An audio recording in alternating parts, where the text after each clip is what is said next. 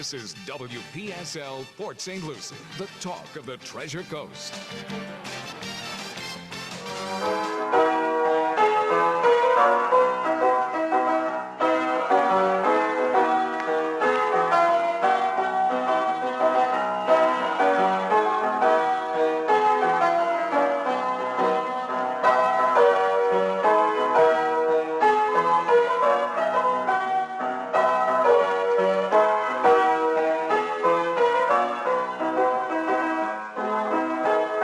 It's 10:09 at WPSL 1590, the talk of the Treasure Coast, and you're on Ask a Professing Rabbi. And this is Rabbi Shafir Loeb of Congregation Eitz Chayim, your Jewish home on the Treasure Coast. Oops, that's not what I wanted to do. Yay, technology. I love it when it works. So how you is? I is fine. And I don't know if that ringing is for here, but we'll find out. All right. The joys of technology. So some things learn from you and other things don't, and this would be one that doesn't. But there we go. We're all set. So a beautiful Friday, and I hope everyone is doing well today. Just a telemarketer from Comcast. Oh, okay. A recorded telemarketer. A recorded, I love those, between that and AI. So here's a sobering piece. Right, they now have AI detectors because, of course, AI doesn't write in a conversational way. You can make it casual, but it's an algorithm. It's a computer program, and if something is created by a computer program, you can reverse engineer it. But unfortunately, here's a piece.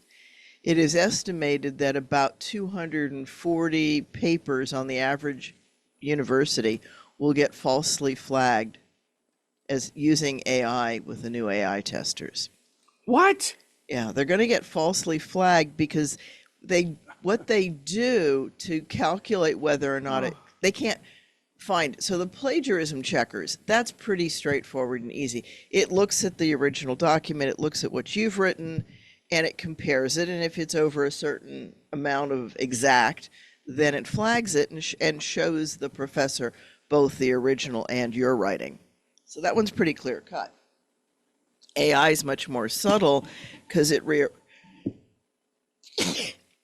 rearranges things. Bless you.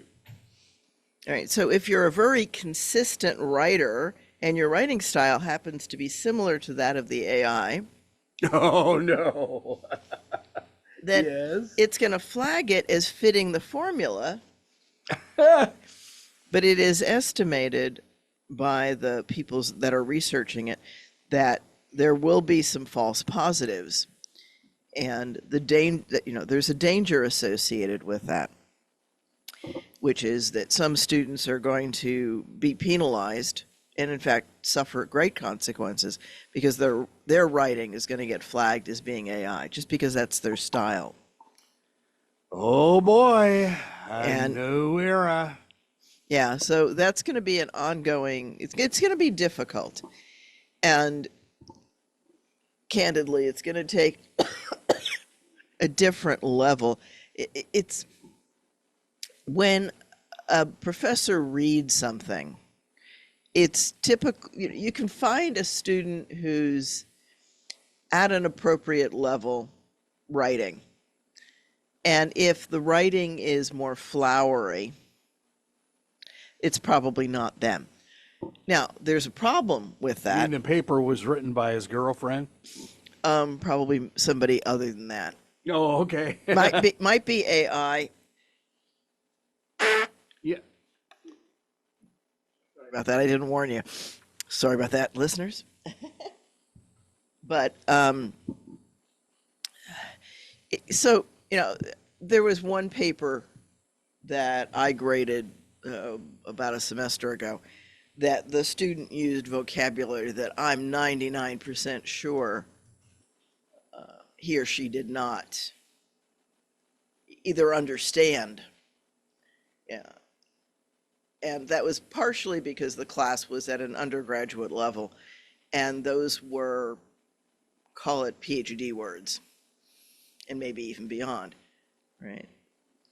So I joke about that. When I was going to school at Ursinus way back when, Ursinus College outside of Philadelphia, about halfway between Reading and Philadelphia, in the little town of Collegeville, where I actually started my radio career, if you will. I was on the radio station on campus. I think we had 1 watt. It was not what, Well, that was, you probably just went to the dorms, right? we were, you could get us at just anywhere on the campus, maybe a block away. Yeah. I mean, it wasn't intended to go very far. Our little AM Yeah. at KXLU at Loyola was the same way. Yeah, this was WRUC FM, 89.5 FM in stereo.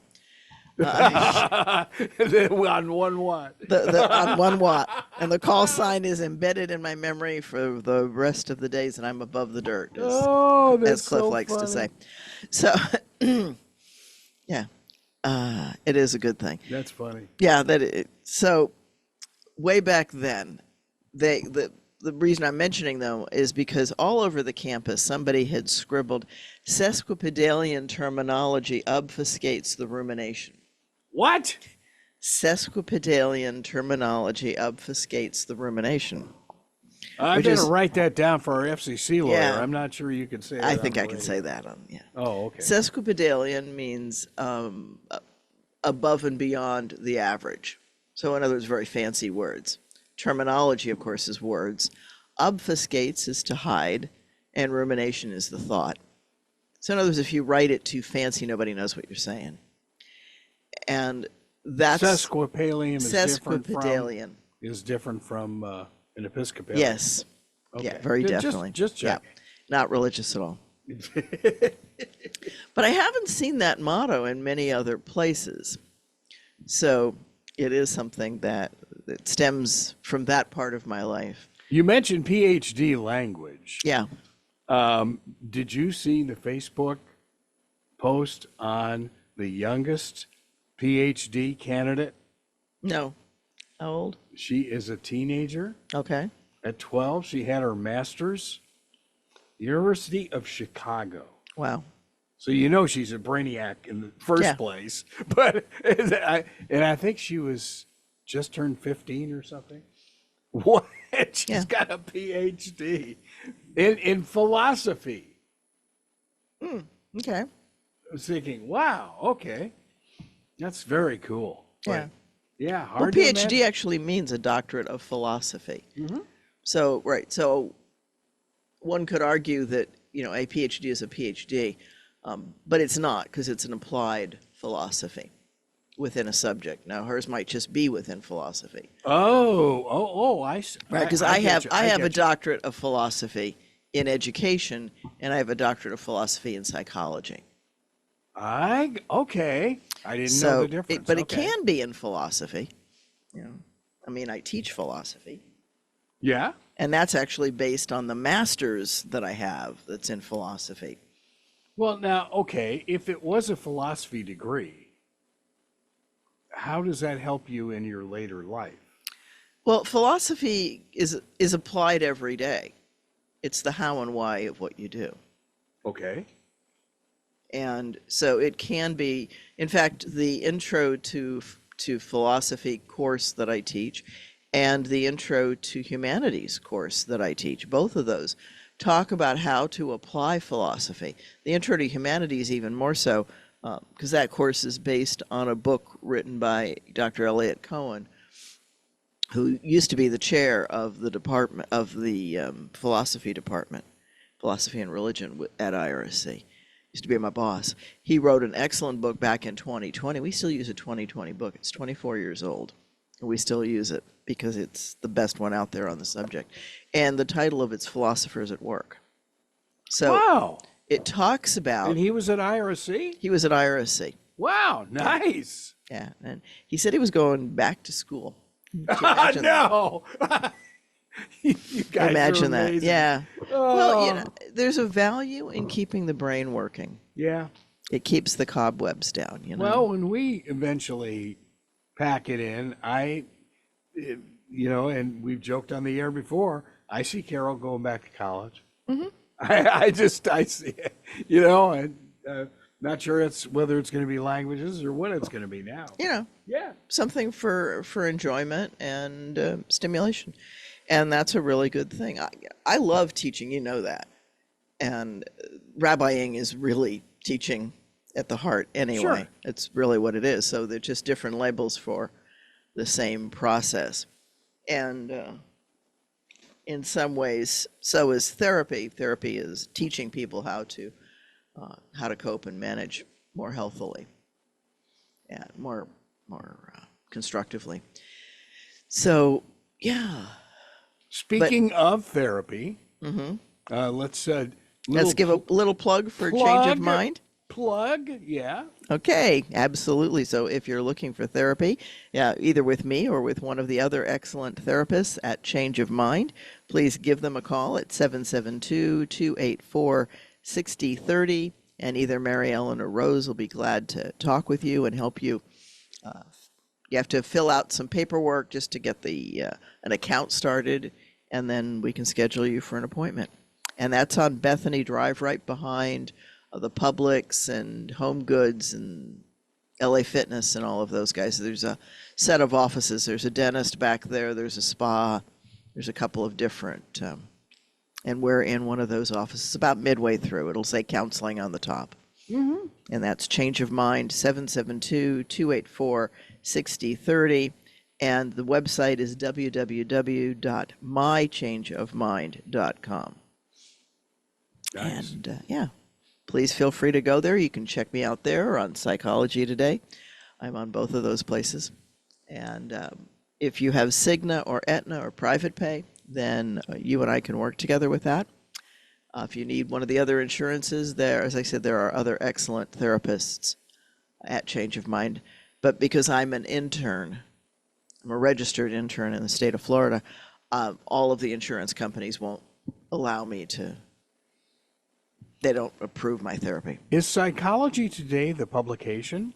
Psychology Today is the publication and a website. I saw that magazine in my cardiologist's office. Yeah. It's a magazine, yeah, like many okay. others. And they run a website where you can actually look at different therapists. Nice. And one of the nice things that they do is that when you fill out your information, they actually go to the state and verify that you really are what you say you are, and then they'll stamp your website and take it live. So that's a nice thing. You've got to be real, or they won't put you up there. You have to be genuine? Yeah, you have to be certified in some way. Yeah, that's a good way of keeping somebody from advertising who might have an expired license or anything like that. So, yeah. I would imagine you would have legal issues if your license expires, right? If you continue to practice, yeah. Yeah. Yeah, yeah. Practicing therapy is a licensed activity in the state of Florida and in most of America. Okay, so somebody wants to check out WPSL, they would go to Sunbiz. Where would they go to check licensing? To the board. There's a board website. I don't remember it's under the Florida government. It's got to be state of Florida. It's the state of Florida. If you just put into the website check therapist license, it'll come up. You've got to say a mental health therapist though, because that's what my license is. That as opposed to a physical therapist or somebody like that. Oh, okay, yeah. Because they're all therapists. That makes sense. And therapy is one-on-one or one-on-many treatment for people to help them physically, mentally, emotionally, all of the different ways that we can benefit from help. And yeah. Nice. So, and there's, people say, well, I'm not crazy. No, the answer is either everybody's crazy or nobody's crazy. It's just not a good word. And everybody can use some help from time to time, maybe not every day. And there's many different things in life. Sometimes you just need somebody to bounce some decisions across and have an outside person who knows the kind of questions to ask you. Now, some of that would be life coaching, some of that would be therapy. It depends what it is and how it is. And, we'll work with you, or, somebody can refer. Sometimes doctors will refer somebody to a therapist to work on the mental health side. But it's not uncommon for people to be depressed, anxious, fearful, and any number of different strong emotions can come up for people, that it's just helpful to have somebody helping you work through it. And that's not trying to change anybody, just help people function more effectively in their daily lives. So those are the kinds of things that therapy does. So that's that side of me. And again, that's Change of Mind, 772-284-6030. And again, Mary Ellen or Rose will be glad to work with you to set up an appointment. And so Summer A is done at IRSC, and Summer B starts this coming week. Oh, yep. And again, I'm teaching one class face-to-face and one class online. And looking forward to it. I am told that I will be teaching one religion class in fall. Hasn't yet. I don't know if it's been slotted yet or not. I haven't gone and looked. I was so busy. Nice. I was so busy closing out Summer A that I haven't looked in a while.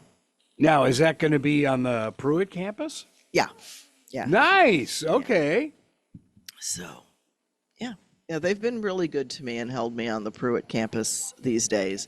And of course, that's good. That's good for you. Yeah, it's very good for me. So at Kaiser, we've got one more week to the current today and one more week to the current term. And my students will be presenting they're working on projects on games and hobbies and what it does for development, how it aids in development. That's interesting. Mm-hmm. In fact, so there's a really valuable piece, which is to have a hobby. If you have a hobby, you can help your life be so much more fulfilling. And it doesn't, I like to use painting, plants, photography. I've got a number of different hobbies that I like. I've never had one. And I was playing sports most of the time. Sports is a hobby too. Okay, yeah. Right? Anything that's different from, now granted, when you're there when you're broadcasting it, that's your work. Right? But you have a likeness of it outside of it. Even though it's in the toy department, it is work. Well, you know what they say, if you find something you like, you'll never work a day in your life. And that's true. That is, believe me. Yeah, so if you true. enjoy what you're doing, and if you don't, then look at how to change that and make it something that you enjoy, that stimulates you, that offers you what you want. And work will be more fulfilling. And when it becomes not that, then it's much harder to get yourself to work, and you can chronically create some stress by just not being a good fit with where you're drawing a paycheck. And can you change it instantly? Probably not. But it's something you can figure out what you need and then make those changes over time. We're not locked into anything. We live long enough now that we can make changes in our lives, and should. We should make our lives what we want them to be. But the benefit of a hobby is that it uses a different part of your brain. And so that allows the work part of your brain to rest and recuperate, and you then can stimulate and use a different part of your brain in different ways. Because, for example, painting uses one part of your brain, and the students they'll have to write a paper. My students do a painting project. It's a very simple one. And when we're done with it, they get to write about what the experience did for them and why it works in psychology.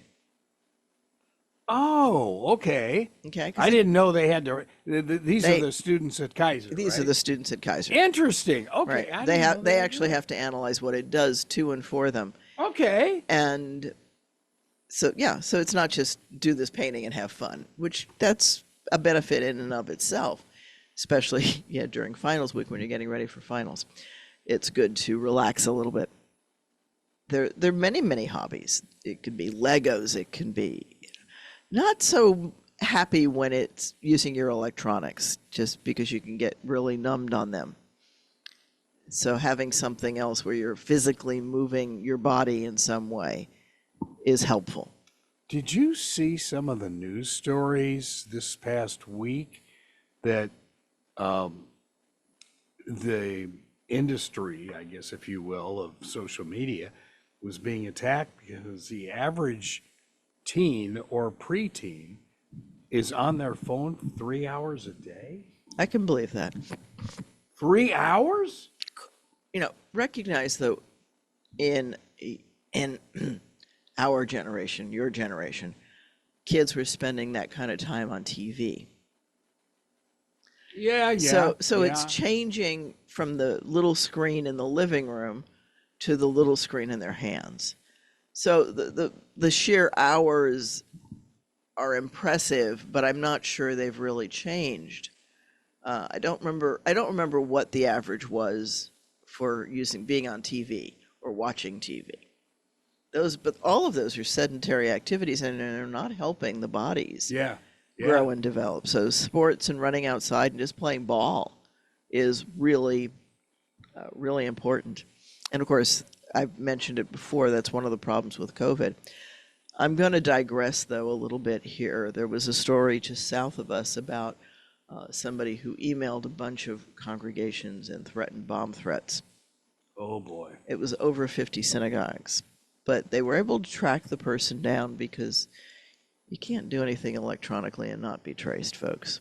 Oh, okay. Right. So they did trace them back.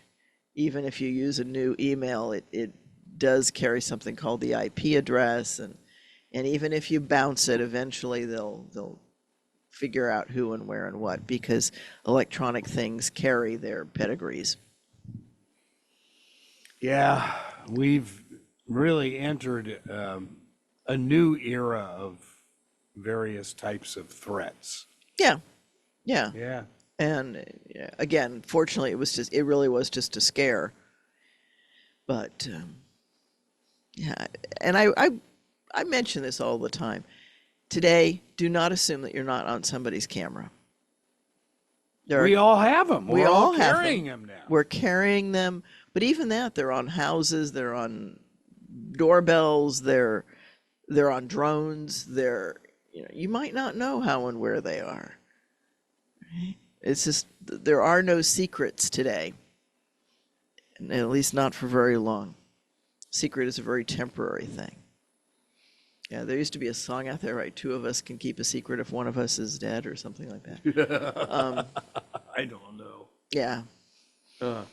It's much harder, and to assume that you're going to be able to not be detected is just it's not wise. Yeah. So this person that made the threats, I mean, what's the prison time for something? I have no idea. I just know that they tracked the person down and arrested them. Good. So, yeah, because that's just what that does to the lives of so many. It's just, think that there are kids in schools and in many of these buildings.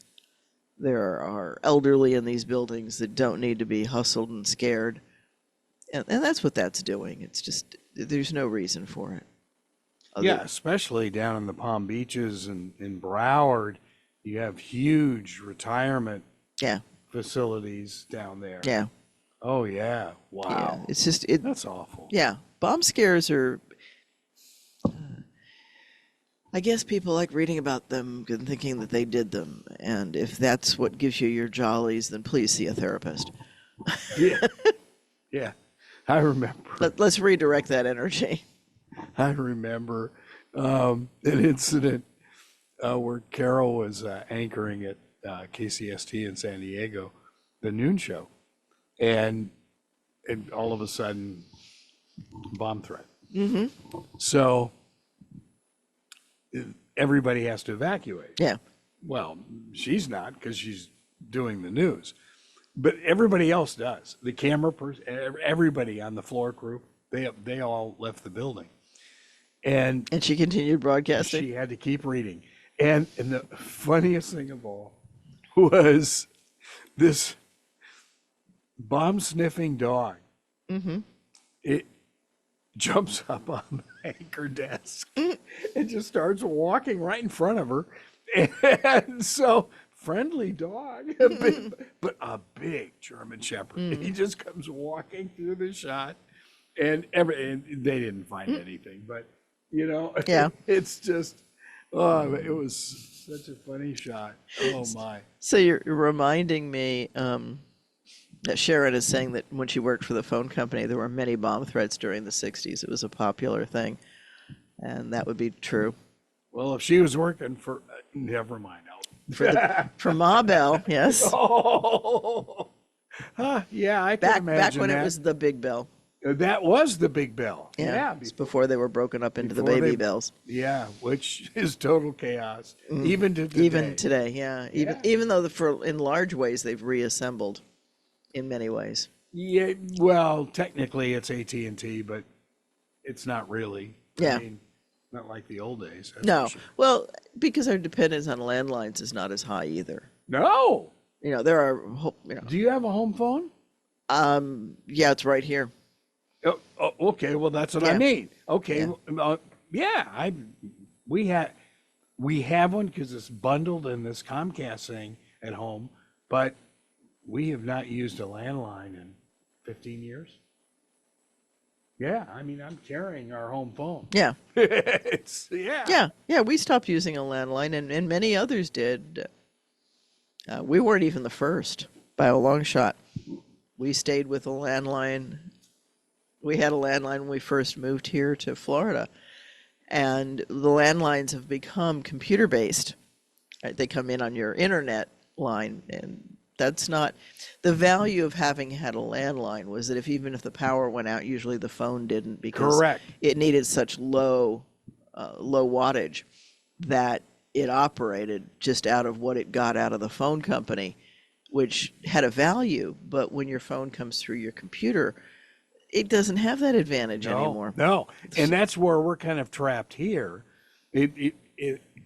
Back in the hurricanes of 2004 and 5, our only phone Was a landline.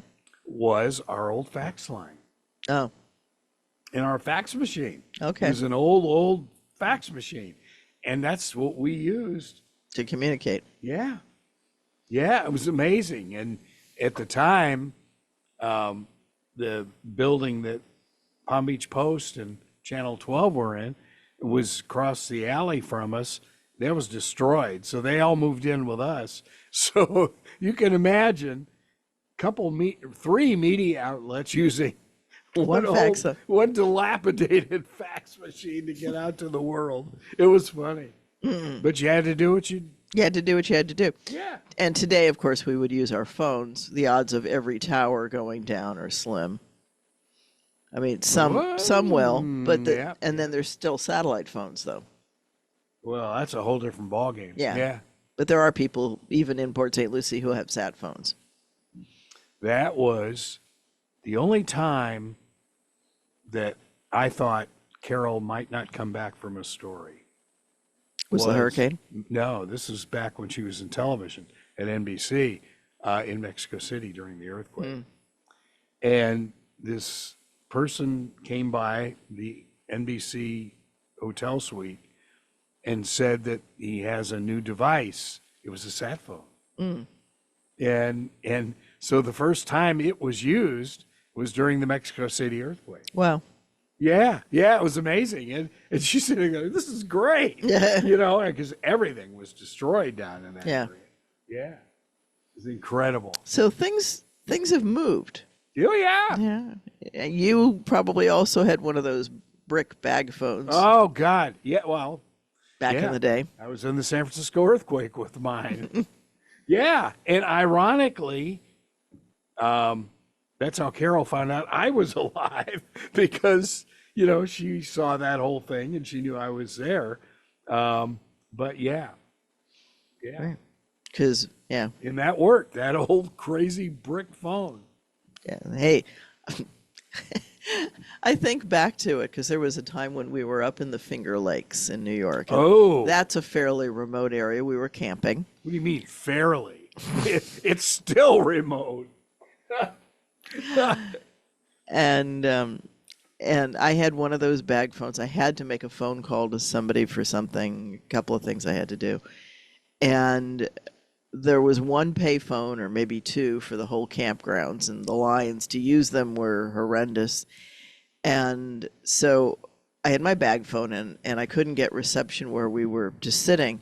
So I climbed on top of the motorhome. Now, at the time I had a fear of heights. I've worked on that and I don't have that phobia anymore.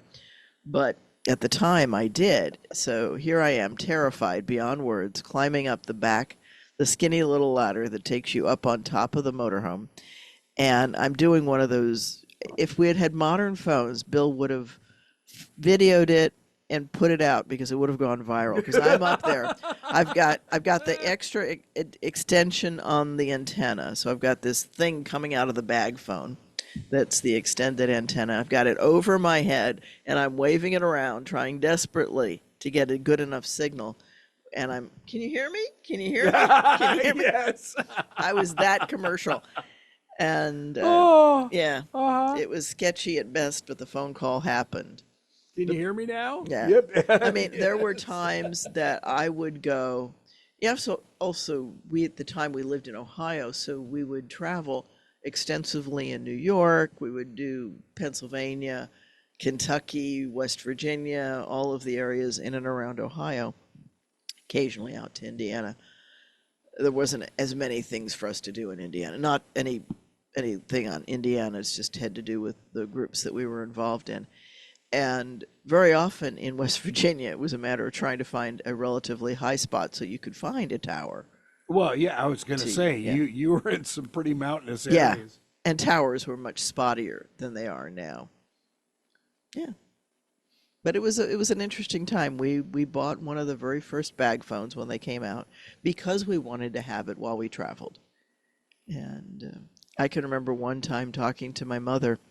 My mother's calling me and she says, I have chest pains. Can you call 911? And I'm like, I'm in Kentucky, Mom. If I call 911, they're going to come to me, not to you. Just hang up, call 911. I'll call the people around you and let them know that an ambulance is coming. But yeah.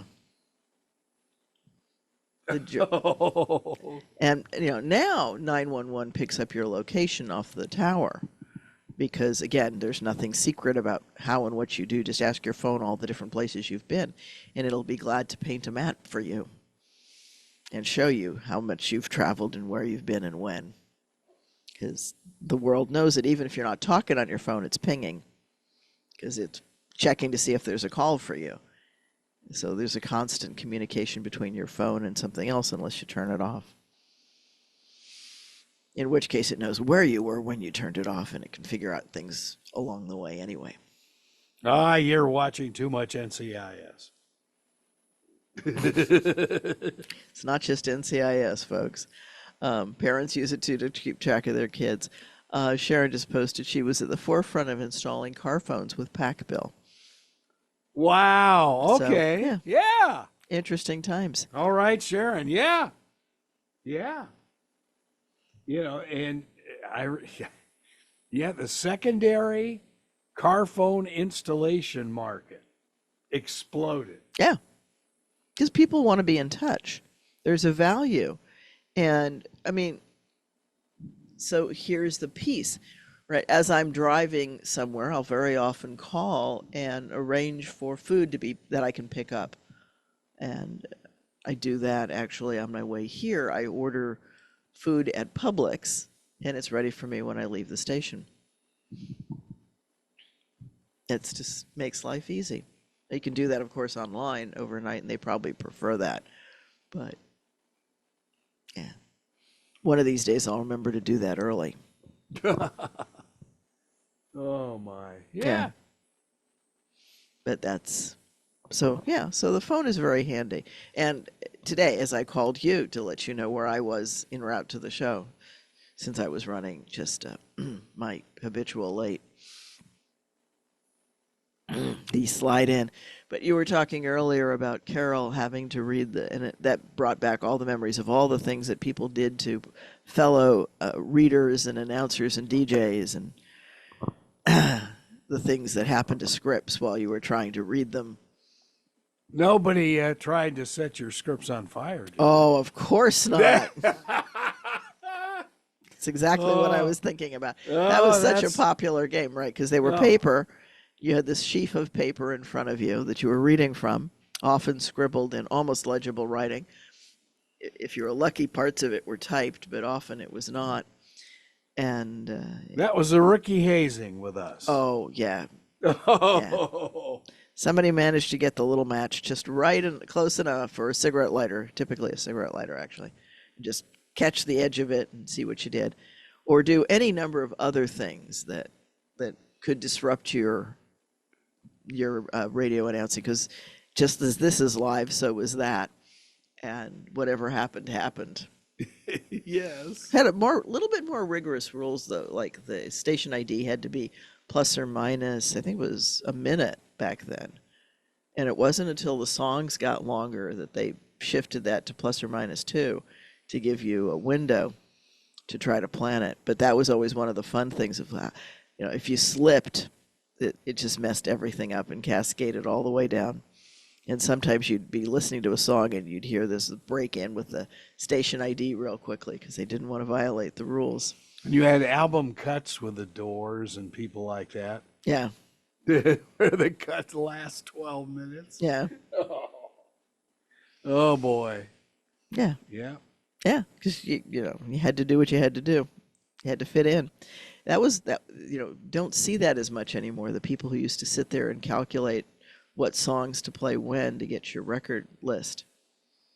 Well, speaking of AI, I mean, automation has done that for a long time. Yeah. Actually, if we played music, there is a music scheduler on our system. Yeah, and it tells you when you're hitting how long it's going to be, what the average time is between songs. Yeah. When you have to do it really quickly. Sometimes that's the other trick you would do, is you'd put one right on after the other. Sure. And not identify it and just go straight in. And all those tricks. We used this goes back before you were born. This would have been 64. And when I was at Loyola U, I was doing weekends, overnights in Bakersfield. Wow. And we were located in the middle of a cemetery. Of course. And so no air conditioner, but we had a swamp cooler. And there used to be, as I called them, these huge bat rays that used to fly in and literally pick up the tone arm on the turntable and slide it across the record.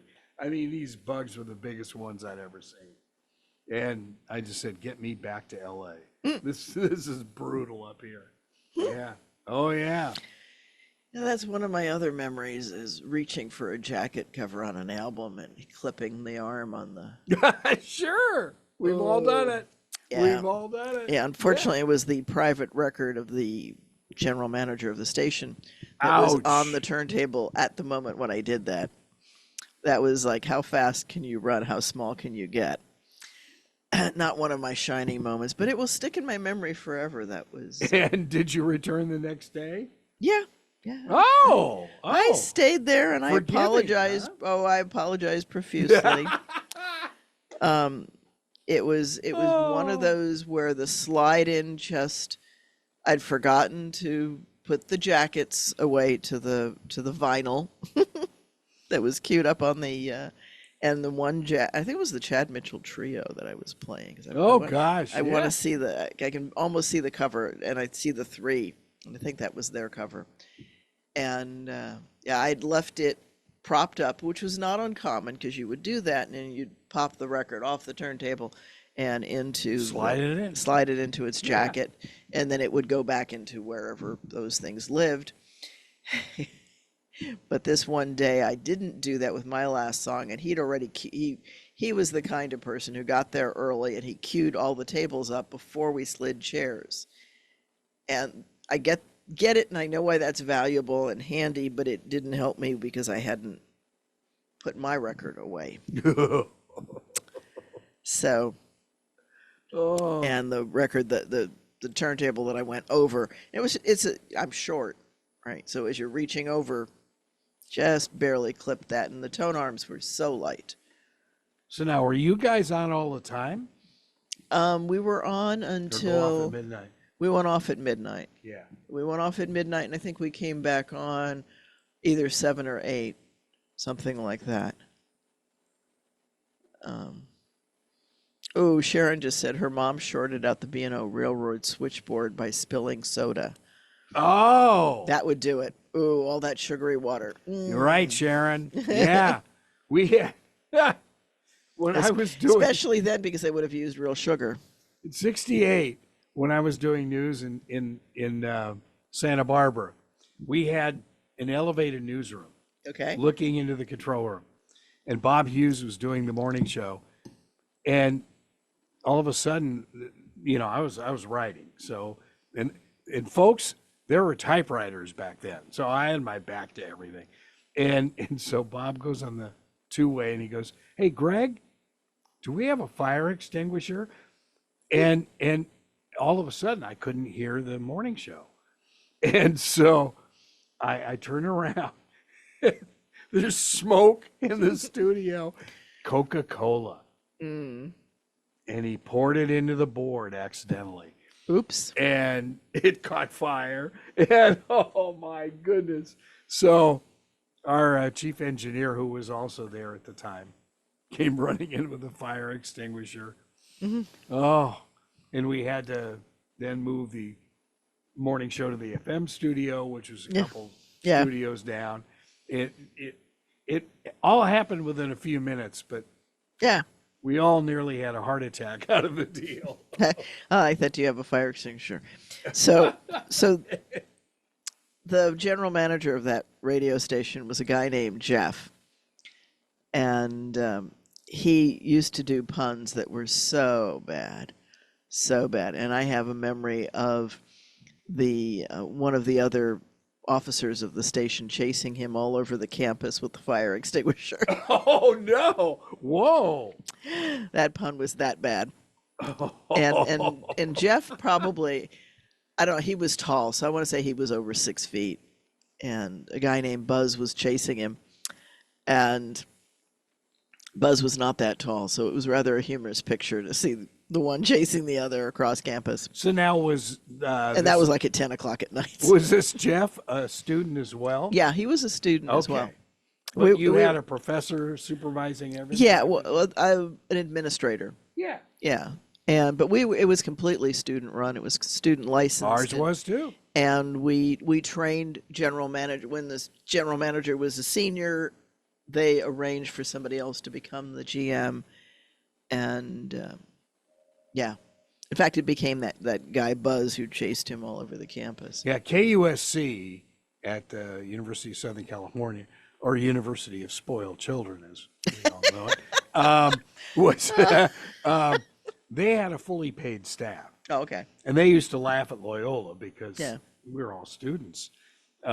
So yeah, it's funny. So You know, funny. The student newspaper was run by students. Ours too. And the radio station. And I was an announcer on the radio station. I was in all of the media back then.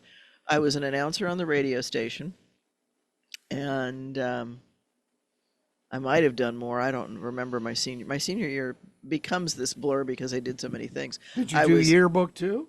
I did. I was not part of the yearbook, thank God, because that's a pain. That's all just typesetting and stuff like that. And it looks like we've got a call. And I was the editor in chief of the college newspaper, and I was also on the VCR crew. So, and we have. Oh, let me put on my ears so I can hear. Put what on Jerry your has Mickey to Mouse say. ears there. Okay, thank you for calling, Jerry. You're live. Thank you for taking my call. Good morning, Greg. Good morning, Rabbi. I was wondering about the Byzantine culture. I know I probably really butchered that word. It began in 395 A.D. I don't want to sound completely naive, but I was just wondering do you think the early texts like that, they should have used phonetical symbols over the letters so a person would know how to pronounce the words? And could you just basically very quickly tell us about the beginning of the Byzantine era relative to other religions? Could I listen off air, Rabbi? Sure, Okay? absolutely, Jerry. So Jerry's asking about the Byzantine period, and you certainly can listen off air. So the Byzantine, as you mentioned, starts 300 to 400 of the Common Era, CE, and that time there was an alphabet already. Stuff was already written down, and if you look at alphabets, they all start alpha, beta, and then typically gamma. Because if you look at Russian, it goes A, B, G. Huh. So does Greek, and so does Hebrew. So all of the early written languages, we can thank the Silk Road for that, and that's part of how these ideas travel. Back to the Silk Road. Absolutely, the Silk Road. Follow the money. Money is necessary, and when you're trading, it becomes important to write things down. And that's one of the ways that we're able to translate, because very often merchants would keep records in their own, but they'd also keep them in a different language or different set of characters so that others could read, so that they would know what money they owed, right? So they would keep tabs in various languages, and that helped because they would write the objects. And so it's one of the ways that we got nouns and vocabulary across things, was from some of the few records that survived. Sometimes they would write them on all kinds of things. Because thank you to the Chinese for paper. One of the big things that the Chinese gave the world is paper And spaghetti. papyrus and spaghetti, yeah, noodles. And thank you, Marco Polo and his family. Right, he and his father and his uncle and a few others lived in China for many years, and then brought Chinese food back. And the pasta is one of the big things that they brought back. We've digressed. I didn't know they invented paper. Yeah. And they were the first to use paper money and things like that. Wow. But of course, they Okay. had a very different way of writing, which is you had to recognize the characters. Right? And that's a different kind of symbolic. And that you definitely have to be taught. This is this symbol and this is what it says. And it's interesting so they've also got kanji. They've got a phonetic alphabet that can be used, and it's typically used for names. So somewhere on my computer, I actually have my name in Chinese. One of my students did it for me, Nice. because my Chinese is like, almost as much, maybe slightly more than my Hungarian, but not much. One or two phrases. You speak restaurant Chinese? No, I mean, I know what to order, but That's my Spanish restaurant. yeah, restaurant Spanish. And that's important. It's important when you're living somewhere so that you know what it is that you're eating, if it matters to you. So, and people, it doesn't matter. So I'm going to go back and mention this comment from Sharon, because when her mom shorted out the switchboard on the B&O, that was during World War II. And Oh, no. and there were troops on those trains. So those little things that can change the course of history without realizing them. Oh, my gosh. So Oh. so anyway, Jerry, I hope that answered your question on the alphabet in the Byzantine period. But ideas definitely travel up and down. One of the ways we can see that is with the Orthodox traditions, right? The Eastern Church, that it's much more Asian, if you will. It looks much more similar to Hindu worship areas, spaces. And that's because when people move to a new religion, they don't lose everything from their old one. They just don't. And things morph and bend and blend. And that's one of the challenges when a religion becomes a world religion. Really what separates a world religion from an indigenous local religion is that it becomes portable. It starts moving. So its habits, its culture, its traditions go somewhere else, and they both modify and are modified. And I say that when I used to teach, we don't offer it anymore at IRC, but Religions in America was a fun course because every wave of immigration brought with it new religions. Sure. And those new religions changed America, and America changed the religions. So we live in a world, we're not divorced of everything else that goes on in the world. And with that, I will say that this is Rabbi Shafir Loeb of Congregation Eitz Chayim. Thank you for listening to this hour, or 55 minutes, I guess. And we'll be back next week, Friday, at 10:05. And until then, you can join us 7:30 at 295 Northwest Prima Vista Boulevard at the corner of Irving. Look for the canopy with the blue writing. We're in the community center at St. Andrew's Lutheran Church. Have a good week. You too. Take care, everyone. You've been listening to Ask a Rabbi right here on WPSL, Port St. Lucie. Talk to the Treasure Coast, webcaster of the Lord.